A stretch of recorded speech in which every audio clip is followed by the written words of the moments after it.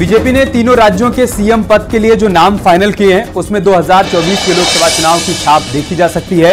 Party ने तीनों राज्यों में मुख्यमंत्री के नाम का ऐलान करने के साथ साथ 2024 के लिए सियासी जमीन भी तैयार करने की कोशिश की है। इसके साथ ही बीजेपी की नजर इन राज्यों में जातिगत समीकरण बैठाने की भी है, क्योंकि राज्यसभा में भजनलाल शर्मा को सीएम बनाया गया जो ब्राह्मण चेहरा है और इससे कांग्रेस को भी सीधी चुनौती मिलेगी। मध्य प्रदेश में मोहन यादव को सीएम बनाया गया है जो ओबीसी चेहरा है और अब समाजवादी पार्टी और आरजेडी के वोट बैंक में सेंधमारी करेंगे। वहीं छत्तीसगढ़ में विष्णुदेव साय को सीएम बनाया गया जो कि आदिवासी चेहरा है और इसी चेहरे से ओडिशा झारखंड में आदिवासी वोट बैंक को साधने की तैयारी है। यानी मोदी शाह के तिगाड़ा विपक्ष का काम बिगाड़ने के लिए काफी है। आपको एक रिपोर्ट दिखाते हैं कि कैसे पूरा समीकरण बिठाया गया है 2024 के मद्देनजर।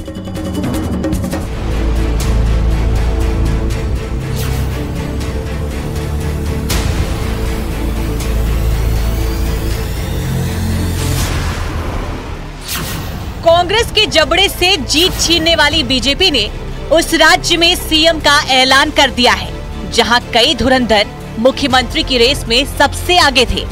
लेकिन मोदी शाह ने पीछे से ऐसा खेल कर दिया कि विपक्ष का जातीय समीकरण एक झटके में फेल हो गया। राजस्थान में बीजेपी ने भजनलाल शर्मा को मुख्यमंत्री की कुर्सी सौंप दी है। भजनलाल शर्मा ब्राह्मण समाज से आते हैं। राजस्थान की नई डिप्टी सीएम दिया कुमारी है जो राजपूत समाज से आती है और राजस्थान के एक और नए डिप्टी सीएम प्रेमचंद्र बैरवा अनुसूचित जाति से आते हैं। यानी पीएम मोदी और अमित शाह ने कुछ इस तरह नए सीएम और डिप्टी सीएम के नाम से पर्दा हटाया जिसमें जातीय वोट बैंक का कॉकटेल है जो विपक्ष के जातीय जनगणना के मुद्दे को ध्वस्त करने के लिए काफी है। और मैं इतना विश्वास दिलाना चाहता हूं कि राजस्थान की ये जो टीम है, राजस्थान के जो सभी हमारे विधायक हैं, निश्चित रूप से जो राजस्थान की अपेक्षा है हमसे, भारतीय जनता पार्टी से, हम माननीय हमारे यशस्वी प्रधानमंत्री नरेंद्र मोदी जी के नेतृत्व में हम राजस्थान का पूरी तरह से सर्वांगीण विकास किसी भी क्षेत्र में हो निश्चित रूप से हम पूरा करेंगे। ये मैं आप सभी को विश्वास दिलाता हूँ। बीजेपी ने तीनों राज्यों के सीएम पद के जो नाम फाइनल किए हैं उसमें 2024 के लोकसभा चुनाव की छाप साफ देखी जा सकती है। पार्टी ने तीनों राज्यों में मुख्यमंत्री के नाम का ऐलान करने के साथ साथ 2024 के लिए सियासी जमीन तैयार करने की कोशिश भी की है। साथ ही बीजेपी की नजर इन राज्यों में जातीय समीकरण बिछाने की भी है। मोहन यादव यानी कि मुस्लिम यादव सधेंगे, भजनलाल शर्मा यानी स्वर्ण वोटर सधेंगे, विष्णुदेव साय यानी कि आदिवासी वोटर सधेंगे। विधानसभा चुनाव में कांग्रेस और समाजवादी पार्टी लगातार ओबीसी का मुद्दा उठा रही थी, जातीय जनगणना की बात कर रही थी। ऐसे में बीजेपी ने मध्य प्रदेश में मोहनलाल यादव को सूबे का मुखिया बनाकर अखिलेश के पीडीए को करारा जवाब दिया है। तो वहीं राजस्थान में स्वर्ण चेहरा को सामने लाकर अपने परंपरागत वोटर्स को साधने की कोशिश की है। राजस्थान में श्री भजनलाल शर्मा, मध्य प्रदेश में श्री मोहन यादव और छत्तीसगढ़ में श्री विष्णुदेव साय। अगर इन तीनों नामों का विश्लेषण करेंगे, साथ ही साथ जो 6 उप मुख्यमंत्री बनाए गए हैं उनका भी विश्लेषण करेंगे तो स्पष्ट हो जाएगा। ये सभी लोग सामान्य पृष्ठभूमि के लोग थे, सामान्य कार्यकर्ता थे। रिक्त स्थान भरने से कोई पिछड़ों को उनका आरक्षण का लाभ नहीं मिल जाएगा। जो पिछड़ों के साथ जाति हो रही है, अल्पसंख्यकों के साथ, दलितों के साथ उनके आरक्षण का सवाल है। समाजवादी पार्टी जाति जनगणना की मांग कर रही, तो भारतीय जनता पार्टी तो यही काम उत्तर प्रदेश में करती है। यानी जिस जाति की राजनीति को कांग्रेस और समाजवादी पार्टी 2024 में अपना एजेंडा मान रही थी, उसे बीजेपी ने हाईजैक कर लिया है। साथ ही क्षेत्रीय पार्टी को संदेश भी दे दिया है। बीजेपी किसी खास धर्म जाति की पार्टी नहीं, बल्कि यहाँ पूरा भारत बसता है और बीजेपी शासित हर राज्यों में हर वर्ग, हर समुदाय की मुख्यमंत्री और उप मुख्यमंत्री है। और कुछ इसी तरह की तस्वीर मौजूदा 3 राज्यों में सीएम के नाम के ऐलान के बाद देखने को मिली। Bureau report, news 18।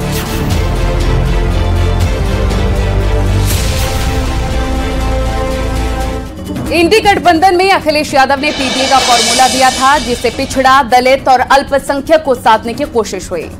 लेकिन 5 राज्यों के चुनाव में यह फॉर्मूला पूरी तरीके से फेल हो गया है। अब इन्हीं चुनाव में जीत के बाद बीजेपी ने जो सबका साथ वाला नया फॉर्मूला दिया है वो 24 में भी हिट होने वाला है। क्योंकि जिस तरह 3 राज्यों में अलग अलग जातीय वर्ग के सीएम और डिप्टी सीएम के नामों का ऐलान हुआ, उससे ये तो जरूर साफ है कि बीजेपी अब मुस्लिम यादव के साथ ही दलितों और आदिवासियों को साधने की तैयारी कर चुकी है। चलिए आपको एक रिपोर्ट दिखाते हैं जिसके जरिए पूरी पिक्चर क्लियर हो जाए।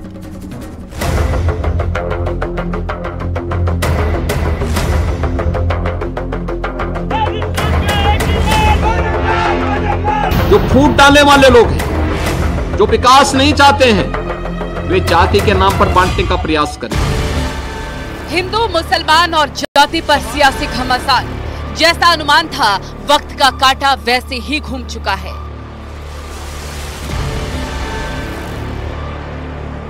क्योंकि जैसे ही विपक्ष ने जाति का चिन्ह निकाला, वैसे ही बीजेपी ने चुनावी राज्य में जाति का काट खेल दिया। मोदी ने कास्ट के काट में ऐसा बाण छोड़ा, जातीय जनगणना का रुख ही बदल गया। यानी कि बीजेपी अब सधे हुए समीकरण से आगे बढ़ रही है और अखिलेश यादव के जो सबसे बड़े vote bank Yadav vote bank में सेंधमारी करने में जुट चुकी है। बिहार में जातीय जनगणना की रिपोर्ट को विपक्षी दल हिंदुत्व का हल मान रहे हों, लेकिन बीजेपी के पास जनगणना का तोड़ बेजोड़ है। क्योंकि बीजेपी के पास मोदी मैजिक है, तो हिंदुत्व के फायरब्रांड नेता जैसे योगी आदित्यनाथ जो सनातन की बात करते हैं, हिंदुत्व की बात करते हैं, सबका साथ सबके विकास की बात करते हैं। जो फूट डालने वाले लोग हैं, जो विकास नहीं चाहते हैं, वे जाति के नाम पर बांटने का प्रयास करेंगे। क्योंकि जाति के नाम पर बांट करके इन्होंने विकास को बाधित किया था और ये विकास के बैरियर है। हम इस बैरियर को हटाएं और हमें एकता के लिए कार्य करना है, देश की एकात्मता के लिए कार्य करना है, एक भारत श्रेष्ठ भारत के निर्माण में अपना योगदान देना है। बीजेपी का एजेंडा ना अगड़ा ना पिछड़ा बल्कि 100 करोड़ हिंदुओं वाला है, जिसे अब आगे बढ़ाने की फूल प्रूफ तैयारी शुरू हो चुकी है। विपक्ष जातीय जनगणना के नाम पर हिंदुओं में फूट डालने की कोशिश में है, तो बीजेपी तमाम हिंदुओं को एक साथ जोड़ने की तैयारी में है। फर्क साफ है, अब मुद्दा जातीय जनगणना नहीं बल्कि संपूर्ण हिंदुओं का है, जिसके दम पर बीजेपी 2024 से पहले 5 राज्यों के विधानसभा चुनावों में आजमा चुकी है। क्योंकि जातीय आधारित गणना की काट का फॉर्मूला बीजेपी ने निकाल लिया है। बीजेपी सर्वहारा का हाथ मजबूती से थामते हुए चुनावी माहौल को सबका साथ सबका विकास वाला बनाकर विरोधियों के तीखे हमले के स्वरों को धीमा करने में जुट चुकी है। हमारा भी ओबीसी था, इन्होंने ओबीसी दिया, ठीक है, वो इशू नहीं है। सवाल यह है कि स्ट्रक्चर के अंदर कितनी भागीदारी है। प्रधानमंत्री ओबीसी हैं, मगर सरकार को 90 अफसर चलाते हैं। 90 अफसर में से 3 ओबीसी हैं और जो ओबीसी हैं उनका कोने में ऑफिस है। तो मेरा पॉइंट है कि सरकार का सिस्टम, हमारा इंस्टीट्यूशनल सिस्टम जो है पूरा का पूरा, उसमें ओबीसी की कितनी भागीदारी है। अगर बीजेपी के हिंदुत्व कार्ड को समझने की कोशिश करें तो 4 साल पीछे जाना पड़ेगा। यानी 2019 के लोकसभा चुनाव में बीजेपी को किस वर्ग, किस जाति के कितने वोट मिले। तो आपको बता दें, ओबीसी वोट कांग्रेस को 15%, तो बीजेपी को 44% मिले। एससी वोट कांग्रेस को 20%, बीजेपी को 34 मिले। एसटी वोट कांग्रेस को 31%, तो वहीं बीजेपी को 44% मिले। सवर्ण वोट कांग्रेस को सिर्फ 12%, तो बीजेपी को 52% मिले। और अन्य वोट की बात करें तो कांग्रेस को 23% और बीजेपी को 25% मिले। यानी बीजेपी जिस सबका साथ सबके विकास का मंत्र देती है, वो चुनावी आंकड़ों में दिखता भी है। और उसी पैटर्न पर एक बार फिर से बीजेपी 2024 के रण में दम दिखाने के लिए पूरी तरह से तैयार है। वो भी तब जातीय जनगणना का मुद्दा हावी है, लेकिन बीजेपी ने इसका भी तोड़ निकाल लिया है और 3 राज्यों में सीएम का ऐलान कर बता दिया है। Bureau report, news 18। कांग्रेस के सांसद धीरज साहू के ठिकानों पर छापेमारी के बाद जो नोटों का जखीरा मिला था, अब बीजेपी उसे 24 का मुद्दा बना चुकी है। प्रधानमंत्री मोदी ने खुद एक वीडियो शेयर करते हुए कांग्रेस पार्टी पर निशाना साधा है। उन्होंने कहा है कि भारत में मनी हाइस्ट फिक्शन की जरूरत किसे है, अब आपके पास कांग्रेस पार्टी है। कांग्रेस की डकैतियां 70 साल से लेजेंडरी रही हैं और नोटों की गिनती अब भी जारी है। यानी पीएम मोदी ये वीडियो के जरिए संदेश देना चाहते हैं कि कैसे 70 साल तक कांग्रेस भ्रष्टाचार में लिप्त रही। लेकिन अब भ्रष्टाचारियों को चुन चुनकर एक्सपोज किया जा रहा है। आपको पूरी रिपोर्ट दिखाते हैं कि कैसे बीजेपी के बड़े बड़े नेता एक साथ कांग्रेस पर हमलावर हैं। आपके घर में कोई बंडल आया था क्या भाई? तो ये बंडल के बंडल कहां जाते थे? नोटें छप रही थी, महंगाई बढ़ रही थी और नोटों के बंडल कहीं छिप जाते थे। काले धन के खिलाफ मोदी की लड़ाई 2014 में ही शुरू हो गई थी, जब खुले मंच से प्रधानमंत्री ने काले धन पर एक्शन का ऐलान किया था। अभी पीछे लगाओ, निकालो, आ रहा है, आपने देखा होगा कोने कोने से। इसी मुहिम के तहत कभी बाबुओं के कैश लोग पर छापा पड़ा, इत्र कारोबारी रडार पर आए, तो अब धीरज साहू जैसे लोग जिसने जनता के पैसे पर डाका डाला।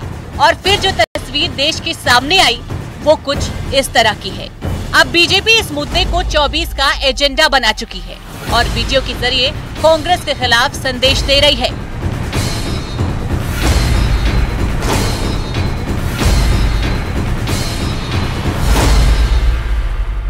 ये उन दलों, उन नेताओं को वोटर की साफ साफ चेतावनी है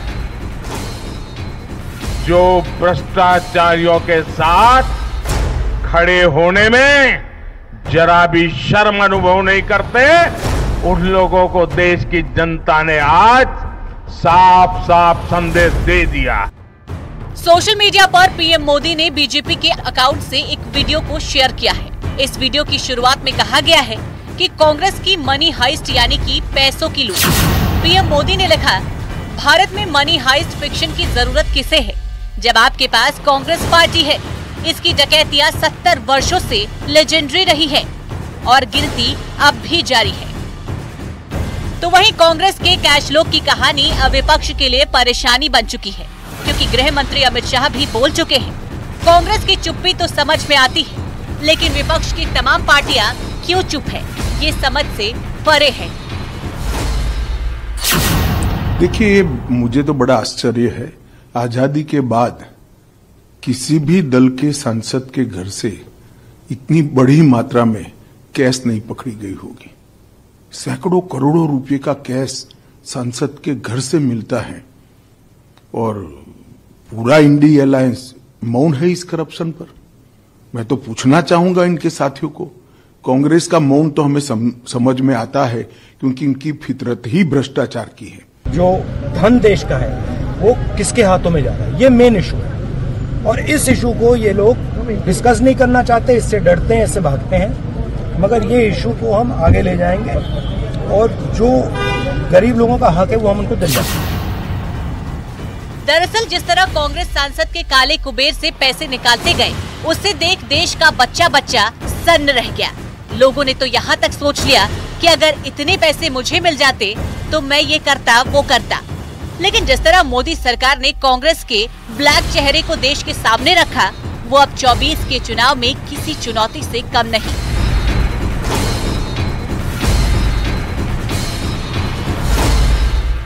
आज कांग्रेस ने जिस प्रकार से अभी इनका जो एक नेता, खासकर जो राज्यसभा के सांसद के यहाँ जिस प्रकार से नोटों का अंबार मिला है कि वहां के ऊपर मशीनें तक खराब हो गई गिनते गिनते। आखिर ये सब क्या है? आखिर कौन सी क्वालिटी थी जो इसको राज्यसभा से कांग्रेस को सांसद भेजना पड़ा? और ये रुपया किसका है, इसका जवाब कांग्रेस क्यों नहीं दे रही है? पूरी तरह से डिरेल्ड है, उनके पास कोई नीति और एजेंडा नहीं है, सत्ता के लोलुप लोगों का समूह है और भ्रष्टाचार के अकंठ दलदल में जुटे हुए लोगों का एक जमावड़ा है। जनता से उनका कोई लेना देना नहीं है, जनता ने उन्हें कई बार नकारा। यानी ब्लैक मनी के खिलाफ मोदी सरकार अब कांग्रेस पर प्रहार कर रही है और बता रही है कि ऐसे 70 सालों तक कांग्रेस की डकैतियां लेजेंडरी रही, जिसकी गिनती खत्म होने का नाम ही नहीं ले रही। Bureau report, news 18।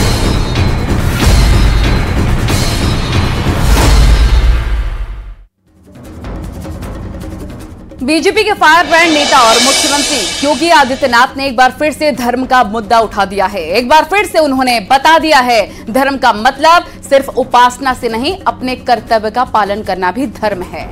यानी जो धर्म के नाम पर समाज को बांटने की कोशिश करते हैं, उसे सीएम योगी ने संदेश दे दिया है। आपको रिपोर्ट दिखाते हैं कि सीएम के संदेश के मायने क्या है।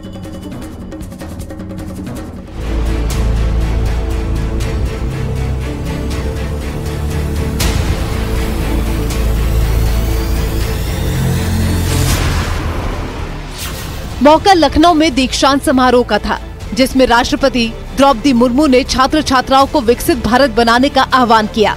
लेकिन जब सीएम योगी मंच पर आए तो उन्होंने धर्म की व्याख्या की और कहा, धर्म एक समग्र जीवन की पद्धति है।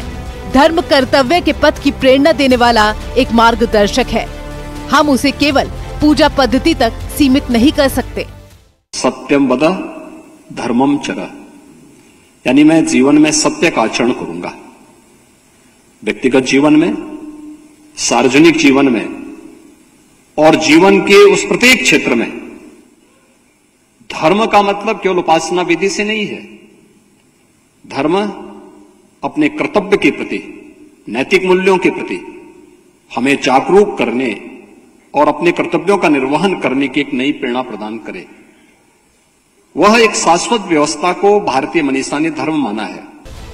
सीएम योगी ने साफ कर दिया कि धर्म का मतलब सिर्फ उपासना से नहीं, बल्कि कर्तव्य का पालन करना भी धर्म है। यानी कि जो धर्म के नाम पर समाज को बांटने की कोशिश करते हैं, उसे सीएम योगी ने साफ संदेश दे दिया है। साथ ही नए भारत के विकास में महत्वपूर्ण योगदान देने वाले नए उत्तर प्रदेश की तस्वीर भी साफ कर दी है। उन्होंने कहा, पीएम मोदी के $5 ट्रिलियन के लक्ष्य को पाने के लिए उत्तर प्रदेश भी $1 ट्रिलियन की अर्थव्यवस्था की ओर अग्रसर है। प्रधानमंत्री जी ने 2027 तक देश की अर्थव्यवस्था को $5 ट्रिलियन के समकक्ष रखने का जो एक संकल्प देशवासियों को दिया है, उत्तर प्रदेश भी उसके साथ $1 ट्रिलियन की इकोनॉमी बनने की दिशा में अग्रसर हुआ है। दरअसल पीएम मोदी के विकास पथ पर सीएम योगी कदम से कदम मिलाकर चल रहे हैं। इसके लिए चाहे इन्वेस्टर समिट में 40 लाख करोड़ के निवेश का प्रस्ताव हो या फिर वैश्विक मंच पर यूपी के आर्थिक और औद्योगिक विकास की गूंज, जो अब दुनिया में सुनाई देने लगी है। और सीएम योगी ने एक बार फिर देश की नजर स्विट्जरलैंड से आए न्योते की तरफ खींची है। खासतौर पर उत्तर प्रदेश ने जो अपने लक्ष्य निर्धारित किए हैं, आपने उत्तर प्रदेश के अंदर फरवरी 2023 में आयोजित ग्लोबल इन्वेस्टर समिट में जो प्रस्ताव उत्तर प्रदेश को प्राप्त हुए हैं, मुझे बताते हुए प्रसन्नता है कि अब तक 40 लाख करोड़ रुपए के प्रस्ताव उत्तर प्रदेश में इन्वेस्टमेंट के उत्तर प्रदेश सरकार को प्राप्त हुए हैं। यानी कि चाहे धर्म की बात हो, विकास की बात हो या फिर निवेश की बात हो, हर मोर्चे पर सीएम योगी तेजी से आगे बढ़ रहे हैं और संदेश दे रहे हैं कैसे उत्तर प्रदेश की छाप देश ही नहीं दुनिया में भी पड़ने लगी है। साथ ही विकसित भारत के संकल्प को भी साकार करने की कोशिश हो रही है, जिसके लिए सीएम योगी पूरी तरह से प्रतिबद्ध हैं। Bureau report, news 18।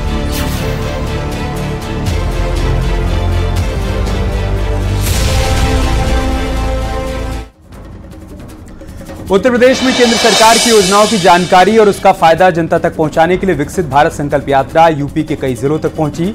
Azamgarh, Bareilly और शाहजहांपुर में बाकायदा मेले का आयोजन भी किया गया। इस दौरान लोगों को केंद्र सरकार की योजनाओं की जानकारी दी गई और आम जनता तक योजनाओं का फायदा पहुंचाया गया। कई जगहों पर जनप्रतिनिधि खुद इस कार्यक्रम में शामिल हुए और लोगों को बताया कि वो किस तरीके से सरकारी योजनाओं का लाभ उठा सकते हैं। जनता के लिए विभिन्न सरकारी विभाग के स्टॉल्स भी लगाए गए। तो जिन लोगों को केंद्र की योजनाओं से फायदा मिला, उन्होंने अपने अनुभव भी साझा किए। स्वनिधि योजना, आयुष्मान योजना, स्वयं सहायता समूह, उज्ज्वला योजना जैसी तमाम योजनाओं से लाभ उठा चुके लोगों ने बताया कि उन्हें किस तरह से केंद्र की योजनाओं का सीधा फायदा मिलता है। मेरी सरकार अच्छी है, मेरे योगी जी अच्छी हैं कि जीने का हक मिले मुझे समाज में। नहीं तो पहले किन्नरों की हक कहाँ मिल रही थी, अब योगी जी ऐसे हैं किन्नर के हक मिल रही है। मुझे जरूर इंसाफ। मेरा सरकार जी ठीक है, मेरे जोगी मोदी जी ठीक है, हम लोग को लाभ दे रहे हैं, जीने के हक भी दे रहे हैं। किसान निधि मिलती है और समय से अपनी फसल में लगाते हैं और पहले जुगाड़ करने पड़ती, अब साधारण काम चल जाता है। हमने मुझे मकान के फॉर्म भरे थे, इसके मिले, पहली किस्त आई है हमारी, ये जो संकल्प आगे की संभावना है आने की और आएगी, और मोदी जी अच्छे काम कर रहे हैं। मैं उसमें मेरे पहले मुझे बहुत परेशानी थी, अब मेरी परेशानियां कुछ हल हो गई हैं। मैं बच्चों को पढ़ाती लिखाती भी हूँ और मुझे 6,000 रुपए महीना में मिल जाते हैं। इसमें मैं प्रधानमंत्री आवास योजना का लाभार्थी हूँ, मेरा बेटा भी प्रधानमंत्री आवास योजना का लाभार्थी है, उज्ज्वला गैस का लाभार्थी है वो, और हमारा राशन कार्ड बना हुआ है। आगे सुलगाते थे तो बहुत धुआं लगता था, बहुत परेशानी होती थी, अब हमको सिलेंडर मिला तो काफी आराम हुई। हमको बड़ा सहायता मिली मोदी सरकार की तरफ से, कि जब सिलेंडर मिला हमको बहुत आराम है और कुछ कोई बात नहीं, सिलेंडर पहले भी मिला था, अब भी मिला हमको है। पहले किस्त लेकर 14वीं किस्त तक बराबर मिल रही है। दवाई है और खान खर्च है, उसका सहयोग मिलता है सम्मानित से। पहाड़ों पर मौसम का मिजाज बदल चुका है और ऊंचाई वाले इलाकों में बर्फबारी हो रही है। चमोली में बद्रीनाथ धाम, हेमकुंड सहित औली में जमकर बर्फबारी हो रही है। ये खूबसूरत तस्वीरें हैं औली की, जहां पर हरे भरे पेड़ पौधे जो कल तक खाली खाली दिखाई दे रहे थे, आज बर्फ की सफेद चादर से ढक चुके हैं। स्थानीय कारोबारियों को भी औली में पर्यटकों के आने का इंतजार है। इस बार क्रिसमस और न्यू ईयर से पहले ही पहाड़ों में अच्छी खासी बर्फबारी हो गई है। क्रिसमस और न्यू ईयर मनाने वाले सैलानियों के लिए अच्छी सौगात है। जी काफ़ी अच्छा और खुशी का माहौल है यहाँ पर। सभी व्यापारी जो यहाँ पे पर्यटन से जुड़े हुए लोग हैं, उन्होंने काफ़ी तैयारियां की थी क्रिसमस को और न्यू ईयर को लेके, तो यहाँ आज बहुत ही खुशी का माहौल है। जो ये मौसम परिवर्तित हुआ और तेज बर्फबारी हो रही है, हम यहाँ से सभी का आग्रह करते हैं कि सभी पर्यटन आए। चमोली के ऊंचाई वाले इलाकों में मौसम बदलने के साथ ही बर्फबारी शुरू हो गई है। आप देखिए किस तरीके से ऊंचाई वाले इलाकों में इस समय बर्फ की सफेद चादर यहाँ पे बिछ चुकी है। पेड़ों पर आप देखिए बर्फ की सफेद चादर जम चुकी है, और जो पहाड़ों में मौसम विभाग ने कहा था कि अगले कुछ दिन मौसम बदल सकता है, वो पूर्व अनुमान सटीक साबित हुआ, यहाँ पे नजर आया। और अब जो कारोबारी हैं, जो पर्यटक हैं, जो औली आना चाहते हैं, उनके लिए कहीं ना कहीं ये एक अच्छी खबर है कि क्रिसमस और न्यू ईयर से पहले एक बार फिर से पहाड़ों में मौसम बदल गया है और बर्फबारी शुरू हो गई है। सुबह शाम के तापमान में भी भारी गिरावट दर्ज की जा रही है। तो वहीं अगर पिछले 3 दिनों की बात करें तो कड़ाके की ठंड में जिस तरीके से प्राकृतिक झरने तक जम चुके थे, तो कहीं ना कहीं अब मौसम बदलने के साथ पहाड़ों में एक बार फिर से ठंड दस्तक देगी। Nitin Semwal, news 18, Auli road, Joshimath. रुके छोटे से ब्रेक के लिए। खबरों का सिलसिला लगातार जारी है।